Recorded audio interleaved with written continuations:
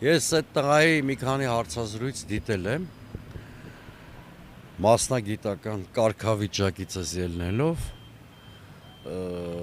ինքը սխալ է ընտրել իր առաքելությունը, կյանքում մի սկզբան է։ Նրա մեջ թաքնված է Նիկոլ Փաշինյան, կամ այդ տեսակը, պոպուլիստ, դեմագոգ, ամբարտավան, ստախոս, մի կարճ հարցազրույցի ընթացքում նա մի քանի անգամ ստում է։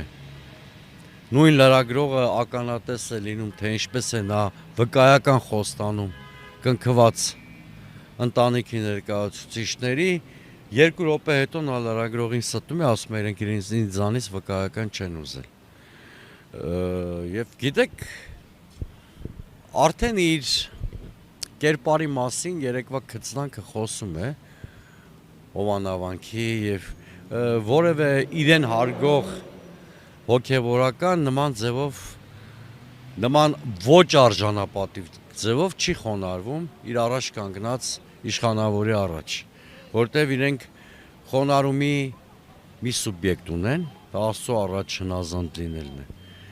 Մի հոգեվորական, որ հնազանդության ուխտը խախտել է, այդ հոգեվորականի